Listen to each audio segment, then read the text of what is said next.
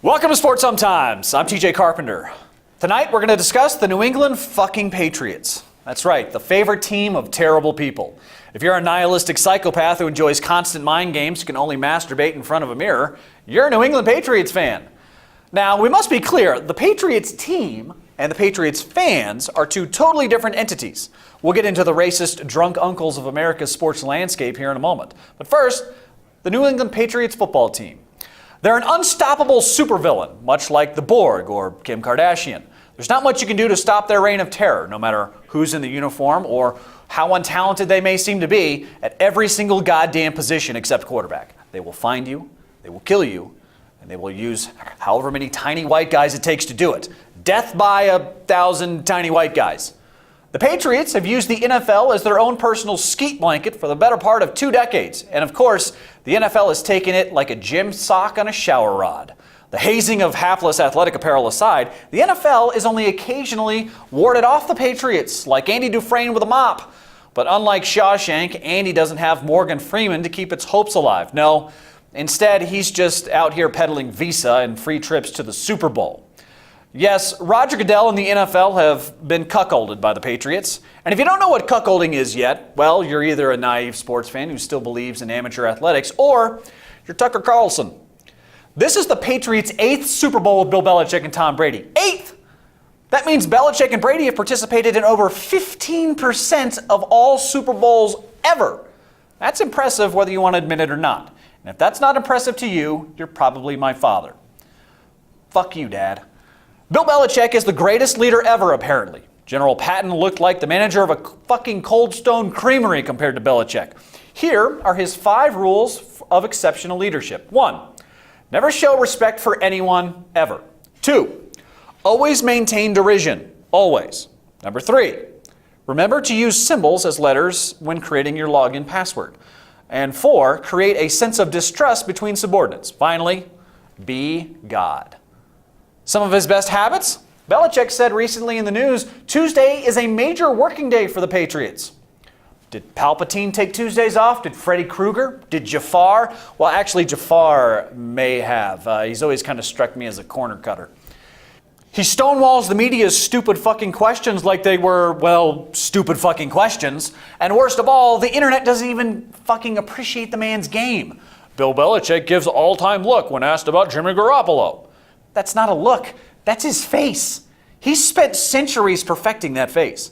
Every line is the dead soul of a reporter. Note to reporters, stop asking stupid fucking questions.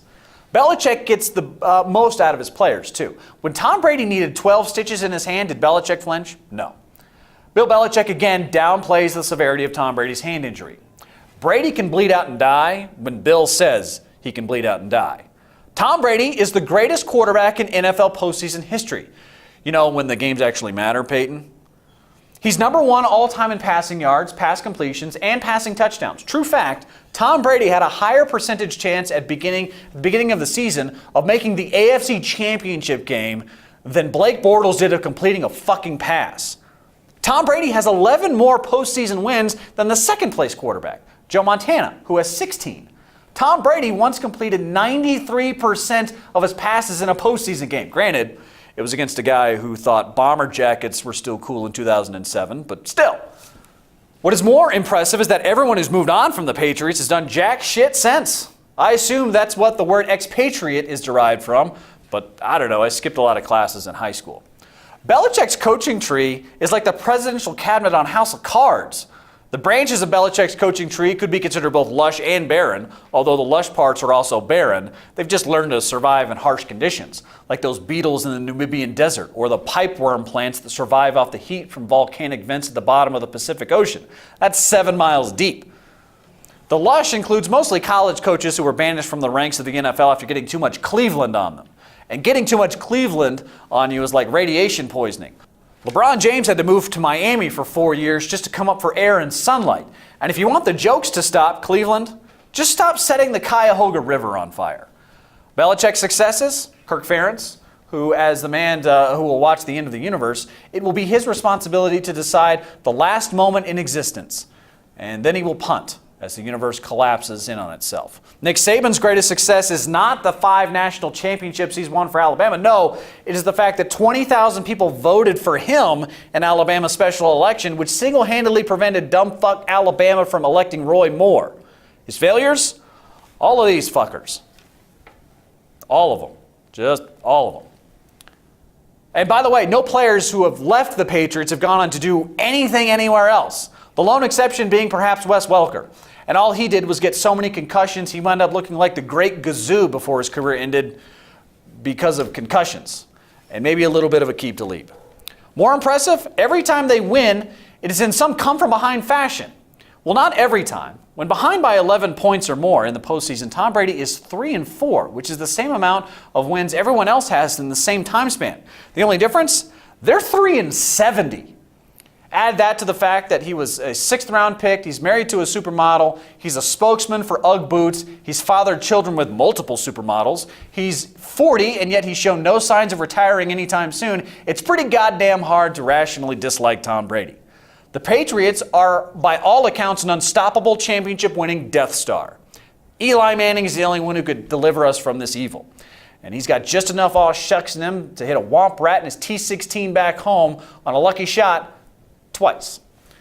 So good luck, Eagles. You already fucked this up in the Super Bowl once. You literally puked the game away and let Deion Branch win Super Bowl MVP last time, which probably ruined Andy Reid for any other team ever again. Just ask Kansas City. But of course, if watching the Patriots win a 6th Super Bowl isn't enough to make your blood curdle, the city of Boston and the rest of the Patriots fans will take you the rest of the way. That's right. Boston is a city obsessed with itself. And not in a we deserve to have Amazon's second world headquarters kind of way. No, it's obsessed with itself in an American Psycho kind of way. You know, self-absorbed and so self-important, it's no surprise that it's also incredibly racist. But don't take my word for it. Just ask Bill Russell, who called Boston a flea market of racism, which is appropriate. It's full of old shit no one but old white people like. Adam Jones, and pretty much every other player of color who's ever played in Fenway, is reported being called a slew of racist names. Jackie Robinson and numerous other black players required no trade clauses in their contract that they would not be traded to Boston under any circumstances. And it wasn't just players that played before the Civil Rights era. David Justice, Gary Sheffield, and Dave Winfield asked for similar clauses. But beyond that, it's hard to be both elitist, snob, and an ignorant meathead. And yet, every man, woman, and child in Boston is simultaneously both. It's remarkable they pulled off the American Revolution. But then again, war in the 1700s was basically just throwing shit into the harbor, not drone strikes and timely ballistic missile attacks. Yes, the Patriots are a cold, calculated, and in all likelihood godless corporation that specializes in hostile takeovers and does it better than any entity in the history of sports. And their fans are drunk, belligerent heathens who also happen to be insanely privileged and entitled. So if you're a Patriots fan watching this and wondering why the entire country hates you, that's why. This is Sports Sometimes. I'm TJ Carpenter. Go fuck yourself, Boston.